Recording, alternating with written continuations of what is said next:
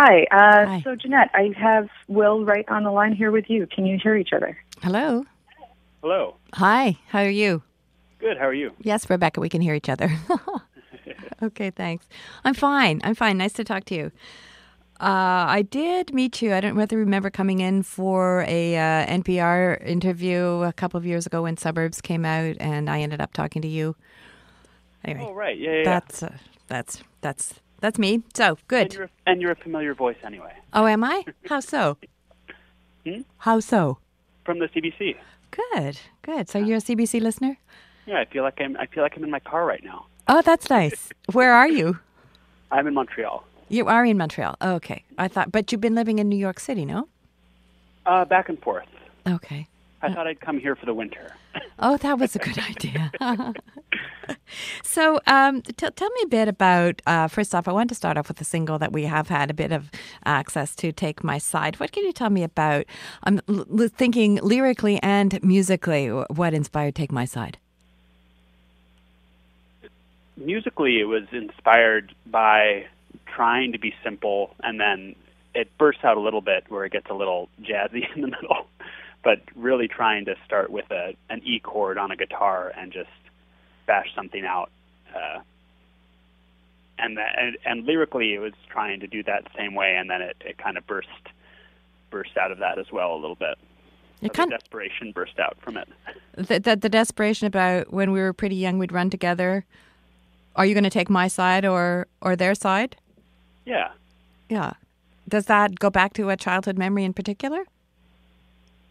No, it's more an amalgam of the years 13 to 17. What was happening with you then? Oh, it was what happens to us all. Just tumultuous times in those teenage years, where you're moving around, or your friends are changing. Some of your friends are starting to smoke. Some of your friends are getting super Christian. It's an interesting time. Okay.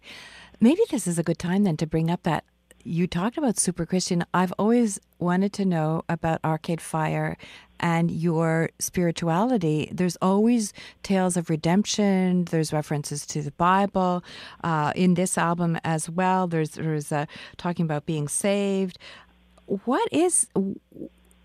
Am I right in thinking you come from a Salvation Army family? Is that possible that it's still influencing you?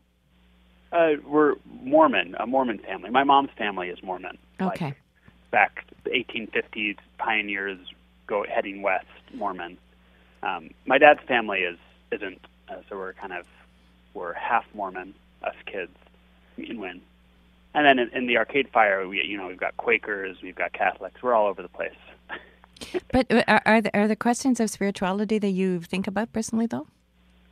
Yeah, very much so. I mean, I read Dostoevsky in high school, and if you want anguished Christianity, it was very foundational to my arts and literature education. Reading stuff that's very rooted in Judeo-Christianity.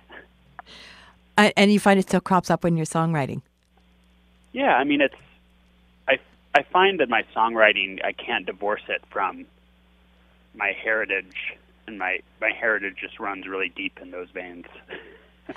There's also, I was listening to the lyrics on the album, there's a lot of concern about the end of the world and the apocalypse. Are you worried about what's happening with the planet? Myself, I am not, actually. I mean, on the one hand, I'm terrified and everything's getting horrible. And on the other hand, I'm like, oh, well, we got the measles vaccine, we got the polio vaccine. Like, we're getting better. Half of me thinks we're getting a lot better, and half of me is, we're a bit like Wile E. Coyote over the cliff, where maybe if we don't look down, we will literally make it to the other side. But if we look down, maybe we'll plummet to the canyon floor. Okay, so from Dostoevsky to Wile E. Coyote. That's pretty much the album. Tell me about why you wanted to get out and write something of your own and take this time away from Arcade Fire. I mean, it was always in the back of my head that I would do it since I was 15 or 16. And then kind of the proximate cause was the Oscar nomination for Her, where I mean, the band and Owen, we all did the soundtrack together, but they could only nominate 2 names. And Owen and I had done the bulk and had driven the project home. But having my name attached to something which I was very proud of, but which wasn't entirely mine, made me want to do something that was entirely mine. Is there a sense of freedom in writing something that's entirely yours? Very much so. I mean, particularly coming from the Arcade Fire, where there's so many strong artistic voices, which is amazing to collaborate with, but it's also invigorating to escape that for a minute. Okay, because there's a range of things on this album. I talked about that earlier. Were you really trying to just try out all kinds of possibilities, or did you have some kind of through line that you were thinking of? I mean, that's just how I listen to music, and how I think a lot of people listen to music, where they're listening to 80s New York funk 1 minute, and then classic reggae, and then classical music, and then I think people are all over the place and they're listening these days, and I'm certainly among them. And then writing, at a certain point I tried to constrain it stylistically, and then it burst out of the confines pretty quick. Where do you write? A little bit at home, and I mean, we have the studio in Montreal, and then some of the record was written in the studio in New York when we were working on it.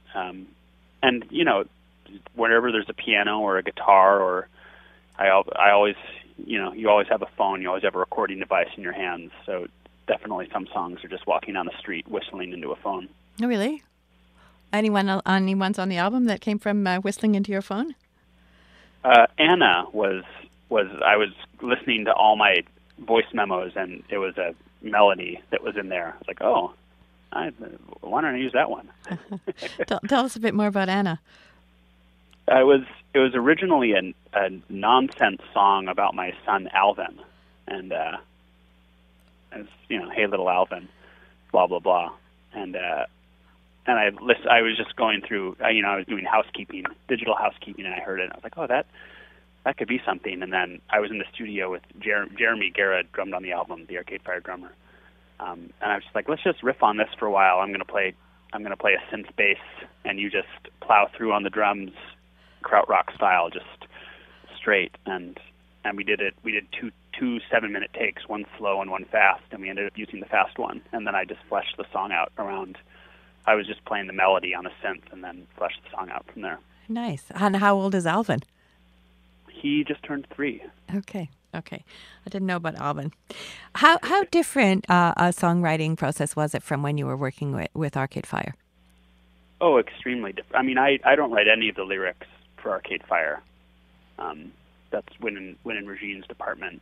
And the Arcade Fire is so collaborative. It's so build it up together, tear it down together, build it up individually, tear it down together, build it up collectively, tear it down individually. It's a real make and destroy process with people always on the scene. So it was the complete opposite of that. Though the patterns are still there of building stuff up and tearing it down, but it was a little more on my own. And who were you building it up and tearing it down with? So we did a week of recording in New York. Jeremy was there for the first half, and me and the engineer Ben Babty, and I brought in some friends to play horns and do backing vocals, and then I did a week in Montreal to finish it with Mark Lawson, who's the longtime Arcade Fire engineer, and we mixed it and finished a couple overdubs. But, nice. Yeah. But for the lyric writing, this is your poetry then. Yeah. How do you feel? I feel pretty good. I studied poetry in college. My degree's in poetry, and I've been scared to write lyrics because lyrics are such bad poetry. Like, great, amazing lyrics don't live on the page in the same way, and it's hard to look at something that doesn't live on the page and be happy with it. I think you've done a good job. Oh, thank you. I like it. I did get to pick a song for my exclusive, and I was thinking now maybe I should have picked Anna, but I also was curious about Witness, and wondering if you could just, maybe we could close by, you could introduce Witness for me.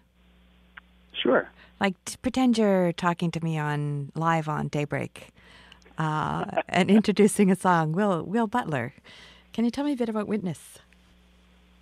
Well, Witness is neither John Lennon nor Crocodile Rock, but it's coming a bit from that world. It's coming a bit from Jerry Lee Lewis, and it's sprung of a desire to see change in the world, but not having the gumption to do it myself. So I see something wrong happening, and if you could take care of it, that'd be wonderful, because I'm going to be hiding with my head in the sand because it's too overwhelming. But you're not hiding with your head in the sand for this album. You've made your own album. At this said, I'm shouting from the rooftops that my head is hidden in the sand. Maybe you're emerging from the sand. It's great to talk to you, Will. Thank you so much. Thank you very much. Bye now. Bye. And thanks for listening to us.